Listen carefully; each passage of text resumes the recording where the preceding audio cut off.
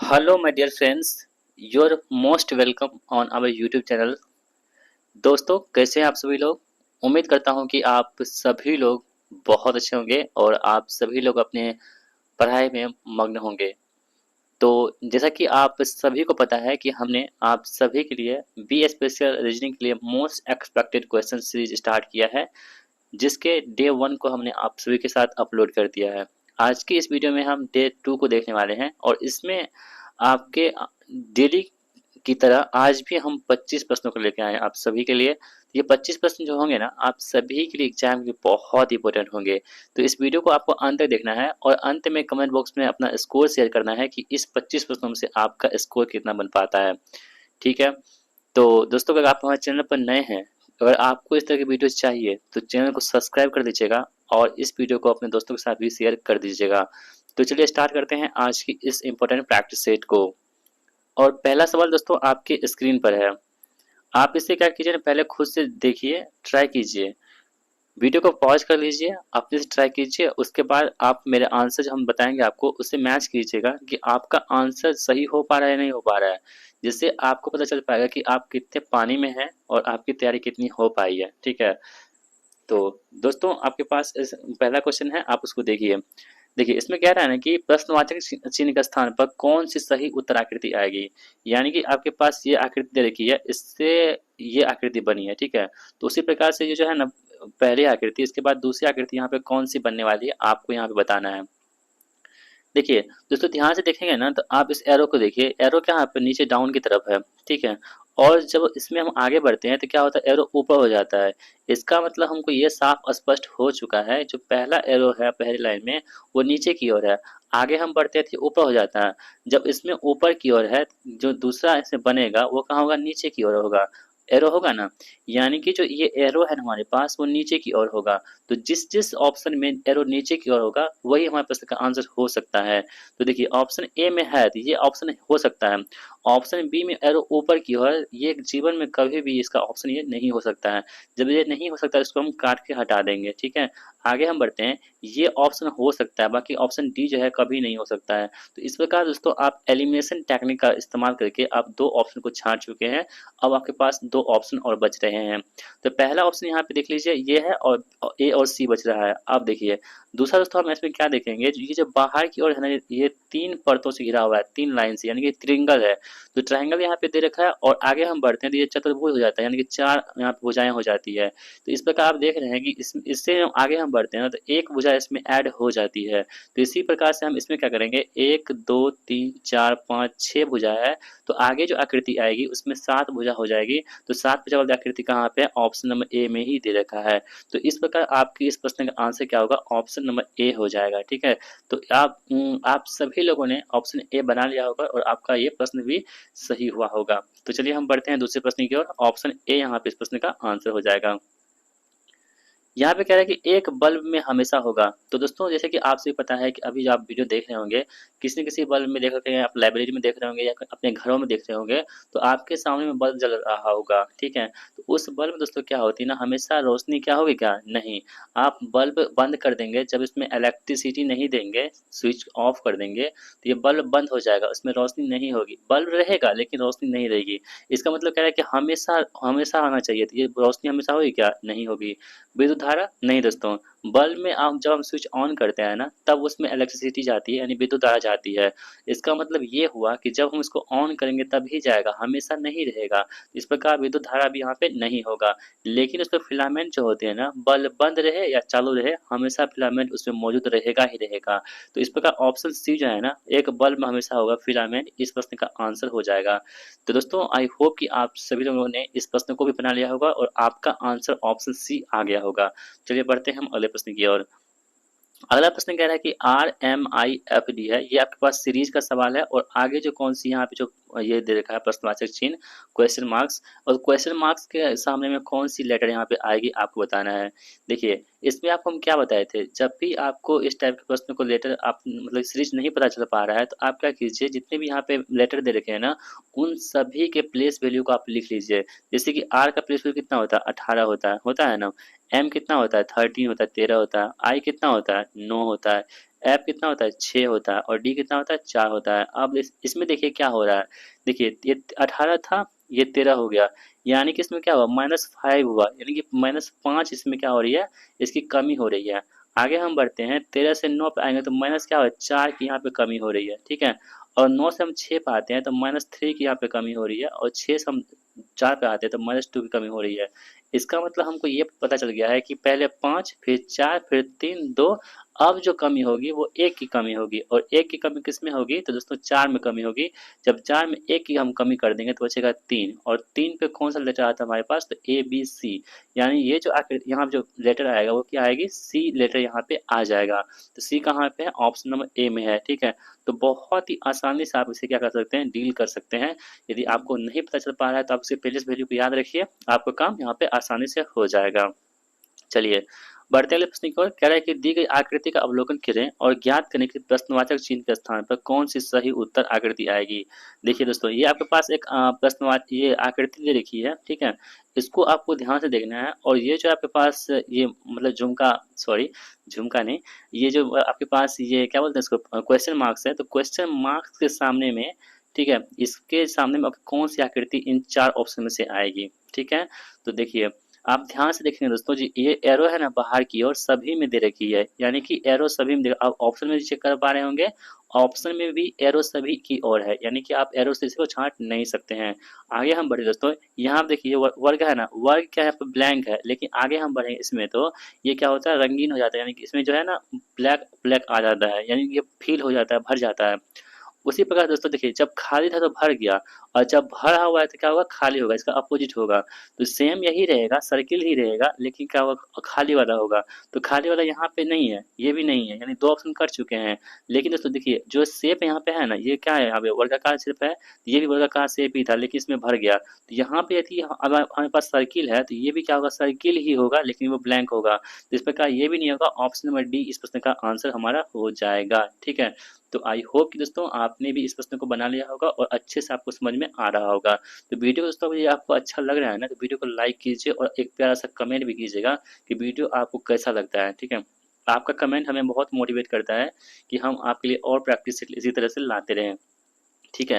दोस्तों एक आपसे रिक्वेस्ट है, बहुत सारे लोग जो होते हैं हमारे कमेंट बॉक्स में थोड़ा-सा नेगेटिव कमेंट भी करते हैं। तो हमें नेगेटिव कमेंट जो करते हैं उस वो हमें वो व्यक्ति हमें बहुत पसंद होते हैं क्योंकि वो हमारी गलतियों को ढूँढ कर निकालते हैं।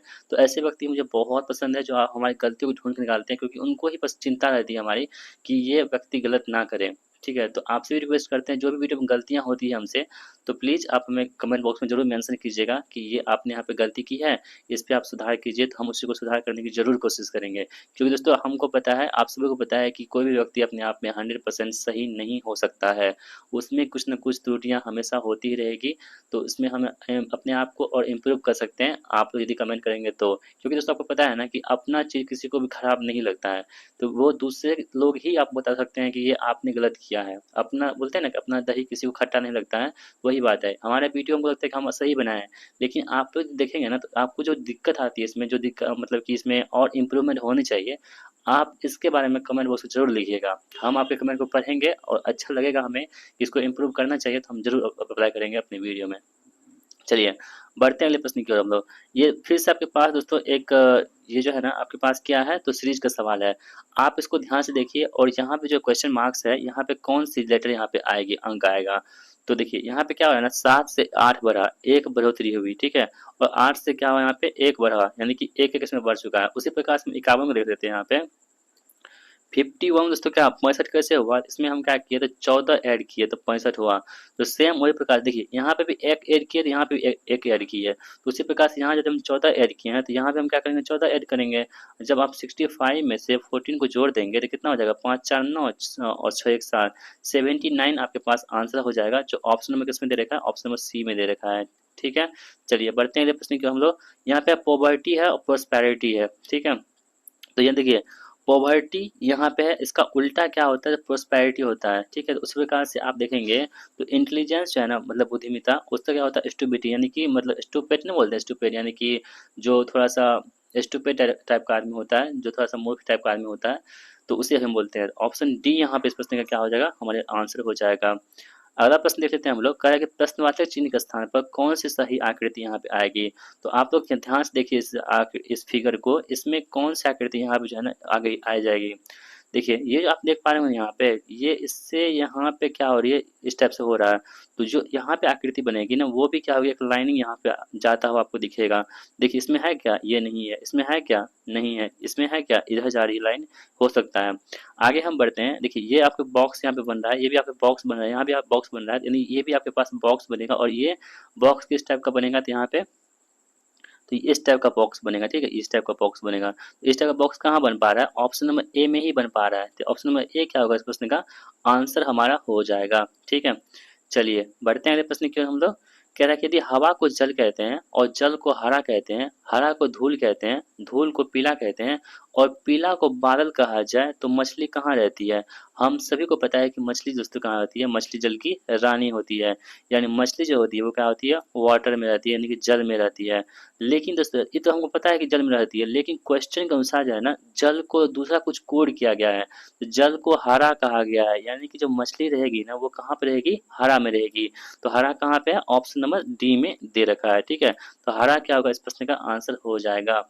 अगला प्रश्न कह रहा है कि लड़कों की पंक्ति में विनय का स्थान जो है ना दाईं ओर से 12वां है। ठीक है, यानी कि राइट साइड से है ना विनय का स्थान कौन सा है, तो आपके पास 12वां स्थान है इसका। ठीक है, 12th।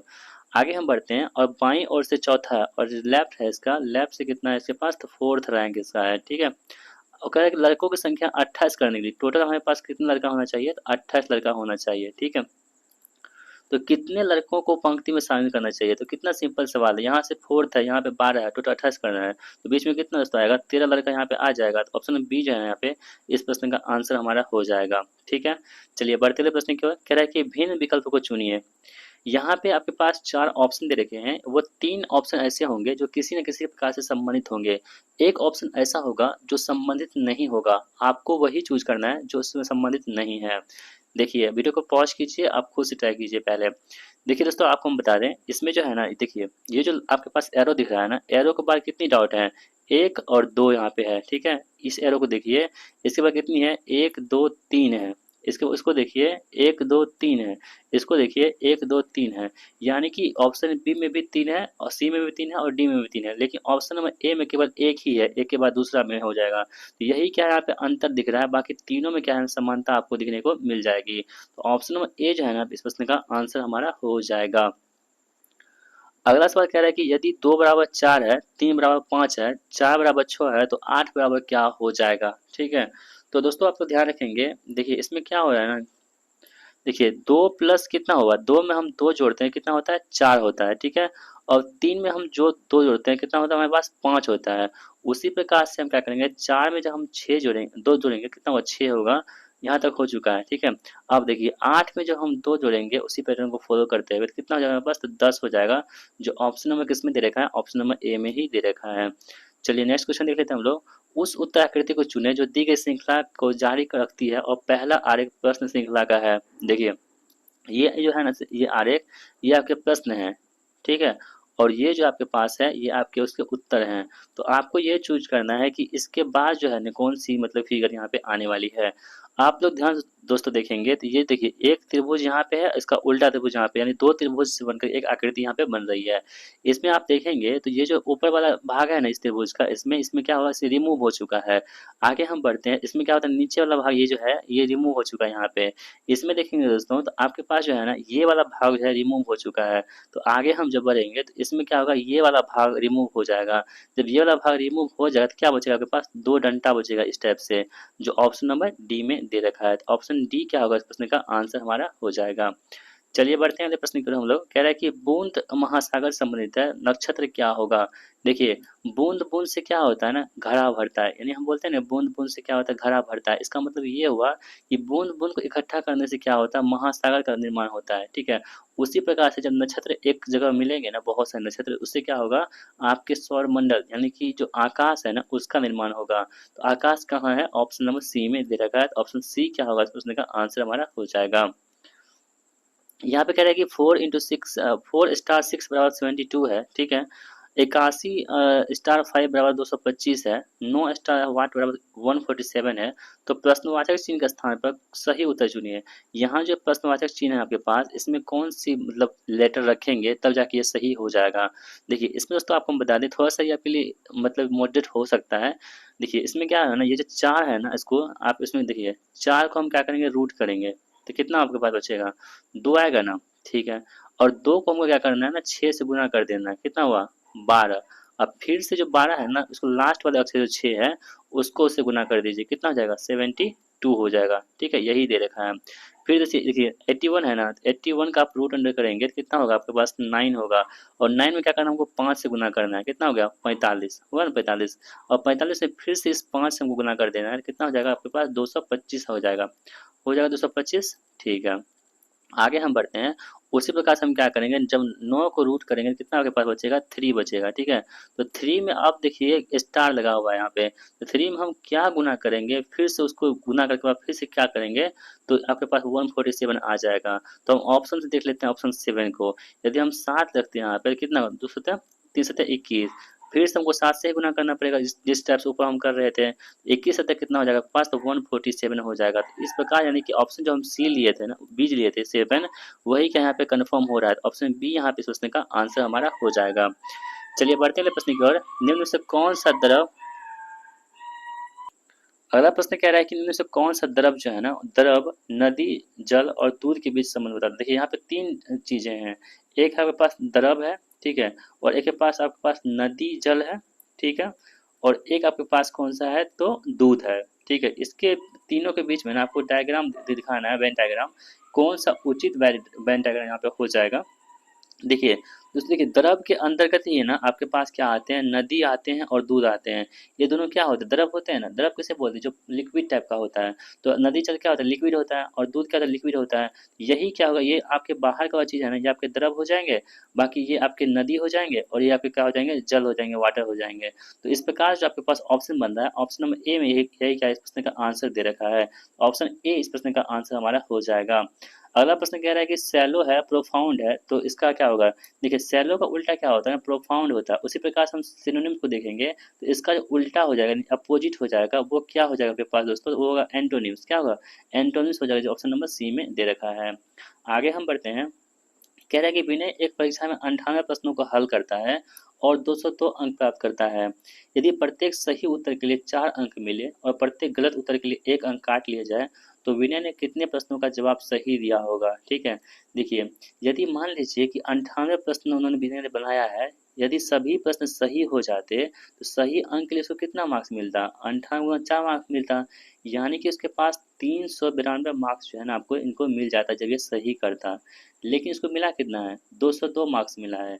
यानी 202 मार्क्स मिला है, कितना मार्क्स कट गया यहाँ से आप देख पा रहे होंगे, तो 190 मार्क्स यहाँ से इसको कट चुके हैं। ठीक है, अब हम ऑप्शन उठा लेते हैं कि मतलब सही अंक कौन सा है, 60 है। यदि हम 60 प्रश्नों को सही करते हैं तो कितना मार्क्स हमको मिला, 240 मिलता। ठीक है, 240 मिलता है ना, बिल्कुल सही है। लेकिन दोस्तों इसमें क्या क्या है ना कि 200 यहाँ पे देखिए 98 प्रश्न था, तो 98 प्रश्न था इसमें, यहाँ पे देखिए 98 प्रश्न था, जिसमें हम 60 प्रश्न को सही बनाए हैं, तो इसका मतलब कितना हुआ 8, 38 प्रश्नों को हम गलती किए हैं तब ना। यानी कि हम 60 प्रश्नों को यदि हम सही बना रहे हैं, इसका मतलब 38 प्रश्नों को गलती कर रहे हैं। यानी कि 38 जब हम 60 गुना 4 240 होगा, तो 38 गुना 1 कितना हो जाएगा आपके पास, तो 38 हो जाएगा। यही यही हम घटा देते हैं जब, तब जाकर हमारे पास कितना बचता है, 202 मार्क्स आता है। तो प्रश्न क्या कह रहा था, प्रश्न यही कह रहा है कि जब 98 प्रश्नों को हल करता है कोई विनय, तो उसमें उसको जो है ना 202 अंक मिलता है। इसका मतलब ये हुआ कि 60 प्रश्नों को सही करता है, जब सही प्रश्न के उसको 4 मार्क्स मिलते हैं, इसका मतलब 240 मार्क्स को मिल चुका है। और गलत प्रश्नों के लिए 1 अंक कट जाते हैं, इसका मतलब इन्होंने 38 प्रश्नों को गलत किया है, तब जाके 1 अंक कट गया। इसका मतलब फाइनली इसको आंसर मिला है वो 202 मार्क्स मिला है। इस प्रकार जो ऑप्शन सी है, सही प्रश्न कितने होंगे, इन्होंने 60 प्रश्नों को सही किया है। ठीक है, तो आई होप दोस्तों आपने इस प्रश्न को बना लिया होगा और अच्छे से आपने समझ भी लिया होगा। आगे हम बढ़ते हैं। कह रहा है कि कौन सी आकृति राजनीतिज्ञ, ठीक है, राजनीतिज्ञ यहाँ पे ठेकेदार है और मोमबत्ती है। ठीक है, इनके तीनों के बीच में ना कौन सा आकृति जो है वो आपके अच्छे से वेन डायग्राम को प्रस्तुत करती है। तो आप लोग दोस्तों ध्यान रखेंगे ना, तो कुछ जो नीतियाँ होती है, राजनीतिज्ञ होते हैं वो ठेकेदार हो सकते हैं, ठीक है, और कुछ ठेकेदार जो हैं वो राजनेता हो सकते हैं। ये दोनों में कुछ कुछ का कॉमन हो सकता है, लेकिन जो मोमबत्ती है ना ये इनसे क्या है अलग है, ये निर्जीव चीज़ें हैं। तो इस प्रकार आप ऑप्शन देखेंगे तो ये दो आकृति यहाँ पे मिल पा रही है और ये अलग है। ऑप्शन 4 क्या होगा, इस प्रश्न का आंसर होगा जो ऑप्शन नंबर डी में दे रखा है। आगे हम बढ़ते हैं, जिस प्रकार घड़ी का संबंध समय से है उसी प्रकार से स्पीड मीटर का संबंध किससे होगा। देखिए घड़ी का संबंध किससे है, आपके पास समय, घड़ी क्या बतलाता है, समय बतलाता है। उसी प्रकार से स्पीड मीटर दोस्तों क्या होती है, आपके जो है ना स्पीड को बताता है। ठीक है, स्पीड को हम लोग क्या बोलते हैं, गति बोलते हैं, या नहीं तो आपको रफ्तार बोलते हैं। ठीक है, ऑप्शन बी यहाँ पे इस प्रश्न का आंसर हमारा हो जाएगा। आगे हम बढ़ते हैं, कह रहा है कि यदि शब्द वर्टिकल के अक्षरों को वर्णमाला के अनुसार व्यवस्थित करें तो कितने अक्षर अपने पूर्व स्थान पर रहेंगे। देखिए शब्द क्या हमारे पास है, VERTICAL, वर्टिकल दे रखा है ना। इसका मतलब ये इसमें ये कह रहा है कि अंग्रेजी वर्णमाला के अनुसार, यानी कि ABCD। तो ये जो आप देख रहे हैं, इसमें सबसे पहले क्या ए आएगा, तो ये जो ए वाला है ना इसको हम यहाँ पर रखेंगे। उसके बाद देखिए कि किसका स्थान चेंज हो रहा है या नहीं हो रहा है। उसके बाद बी आएगा, तो बी कहीं है इसमें नहीं है, तो उसके बाद सी आएगा, यहाँ पर हम सी लिखेंगे। उसके बाद डी आएगा, डी कहीं पे है नहीं, ई है क्या, हाँ ई है यहाँ पे। एफ है क्या, नहीं। जी है क्या, नहीं। एच नहीं, आई है, आई लिखेंगे। जे है क्या, नहीं। के है क्या, नहीं। एल है, यहाँ पे एल लिखेंगे। MNOPQR है, आर है यहाँ पे, और यहाँ पे भी होगा, यहाँ पे क्या हो जाएगा, टी हो जाएगा। ठीक है, सॉरी यहाँ पे टी होगा, उसके बाद ना भी आएगा, तो यहाँ पे भी आ जाएगा। तो आप देख पा रहे हैं कोई भी जो है ना अक्षर यहाँ पे मैच नहीं कर रहा है, यानी कि इसका मतलब क्या होगा, एक भी अक्षर ऐसे हैं जो पूर्व स्थान पे नहीं आ रहे हैं। ऑप्शन ए यहाँ पे सही हो जाता। अगला प्रश्न देख लेते हैं हम लोग, कह रहा है कि एक्स और वाई भाई भाई है। ठीक है, देखिए एक्स और वाई दो व्यक्ति हैं और दोनों दोनों क्या है, तो भाई भाई है। ठीक है, आर वाई का पिता है, आर जो है ना वाई का पिता है, इसका मतलब पिता है। आप खुद सोचिए दोस्तों, जब एक्स और वाई भाई भाई है, तो यदि वाई आर जो है वाई का पिता है, तो इसका मतलब एक्स का भी पिता होगा। बिल्कुल सही है। कह रहा है कि एस जो है टी का भाई है और एक्स का मामा है। तो एक्स का मामा कब होगा, जब एक्स की कोई माँ होगी, और माँ का भाई क्या होता है, मामा होता है। तो माँ का भाई क्या, तो आर से किसी का शादी हुआ होगा, तो ना वो उसकी माँ होगी, और इसी का भाई कौन है, इसी का भाई कौन है, तो वो है कौन सा, एस है। ठीक है, एस क्या है, इसका भाई है। तो एक्स का मामा है, एस टी का भाई है, इसका मतलब टी क्या होगी, इसकी ये माँ हो जाएगी। इस प्रकार क्या हुआ, एक्स और वाई बच्चे हैं, और आर पिता है, और ये क्या है, इसकी माँ है, ये किसका, ये क्या है, मामा है। तो क्या है कि टी का आर से क्या संबंध है, टी कौन है, आर का, दूसरी पति पत्नी है ना। तो टी कौन है, आर का, तो टी आर का क्या पत्नी है। ऑप्शन बी यहाँ पे सही हो जाएगा। ऑप्शन बी इस प्रश्न का आंसर है हमारे पास। अगला प्रश्न देख लेते हैं हम लोग, जल प्रतिबिंब को ज्ञात करें। पहली आकृति प्रश्न आकृति है और नीचे 4 विकल्प दिए गए हैं। ठीक है, आपके पास देखिए ये आकृति दे रखी है, इसमें आपको जल प्रतिबिंब बनाना है। देखिए दोस्तों एक बात आप ध्यान रखेंगे, जब भी आपको इमेज कहेगा ना, दर्पण इमेज, तो दर्पण जो होता है इसके सामने होता है इधर से। ठीक है, मतलब कि खड़े खड़ा, ये वाला इधर से आपको दर्पण होता है। लेकिन यदि आपको ये जल प्रतिबिंब कह दे, तो जल प्रतिबिंब जो होता है वो नीचे नीचे होता है, इधर से होता है। ठीक है, इसको आपको देखना होगा। देखिए जो मिरर इमेज होता है ना, मिरर इमेज क्या होता है, जो लेफ्ट होता है वो राइट में चला जाता है, और जो राइट होता है वो लेफ्ट में चला जाता है। लेकिन इसमें क्या होती है, जो वाटर इमेज होता है उसमें लेफ्ट राइट नहीं होता, ऊपर नीचे हो जाता है। जैसे कि ये जो है ना, ये वाला ऊपर है ना, तो ये नीचे हो जाएगा, और नीचे में क्या हो जाएगा, आपके पास उलट जाएगा ये आकृति। ठीक है, ये इस प्रकार से हो जाएगा। तो हम बस इतना ही देखेंगे, एक ही चीज़ को देखेंगे, ये जो ट्रिंगल है हमारे पास ये उलट जाएगा, और इस टाइप का ट्रिंगल बनेगा। इस टाइप का ट्रिंगल कहाँ कहाँ बन रहा है, नीचे में ये बन रहा है क्या, नहीं। ये बन रहा है कहाँ, बन सकता है, ये दोनों नीचे में तो है ही नहीं। बस एक चीज़ देखिए, हमारे आंसर निकल के आ गया, कुछ भी हम नहीं देखे। बस इस कुछ को हम देखें कि नीचे में बनेगा आकृति, और नीचे में किस टाइप का बनेगा, उल्टा ट्रिंगल बनेगा। सिर्फ एक ही मिल रहा था, यही क्या हमारे प्रश्न का आंसर होगा। बस आपको ऐसे ही करना है, हल्का दिमाग लगाना है कि किस टाइप से आपका समय बचे इसमें। ठीक है, अगला प्रश्न कह रहा है कि किसी कुट भाषा में कारपेट को हम इस टाइप से लिखते हैं, तो नेशनल कैसे लिखेंगे। देखिए कारपेट है ना, CARPET, कारपेट दे रखा है, इसको हम कैसे लिखे हैं, तो TCEAPR लिखा गया है। ठीक है, देखिए आप ध्यान से देखेंगे दोस्तों, तो ये जो है ना लास्ट वाला आकृति वो क्या है, पहले आ चुकी है। उसके बाद ये, फिर ये इस टाइप से कोना कोनी आ रहा है। उसी प्रकार से हम नेशनल को देख लेते हैं, NATI NAL नेशनल है ना, इसका मतलब ये होगा इसमें जो लास्ट वाला है वो पहले आएगा, यानी कि एल से शुरू होगा ऑप्शन, तो एल से शुरू ऑप्शन हो रहा है सभी, ये नहीं हो रहा, तो ये हमारे प्रश्न का आंसर नहीं हो सकता है। उसके बाद हम एन लाएंगे, यहाँ पे एन लाएंगे ना, तो एल एन है कहाँ पे, इसमें भी नहीं है, तो ये भी नहीं हो सकता।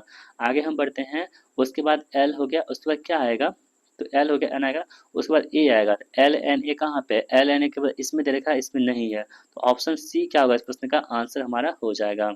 इसमें क्या है कि कुछ वकील जज है, ठीक है, वी को हम वकील मानते हैं, कुछ वकील जो है ना वो जज मान लेते हैं, जे, ठीक है, और सभी जज मजिस्ट्रेट है, और सभी जज यहाँ पे जो है ना वो क्या है, मजिस्ट्रेट है, एम मान लेते हैं, तो कुछ मजिस्ट्रेट बॉस है और कुछ मजिस्ट्रेट यहाँ पे तो वो बॉस है, ठीक है। तो इस प्रकार देखिए फिर से बता देते हैं आपको, कुछ वकील जज हैं, तो कुछ वकील क्या हो गए, जज हो गए, ठीक है, सभी जज मजिस्ट्रेट हैं, सभी जज क्या है यहाँ पे मजिस्ट्रेट हो गए, कुछ मजिस्ट्रेट बॉस है, कुछ मजिस्ट्रेट क्या यहाँ पे बॉस हो गए, ठीक है।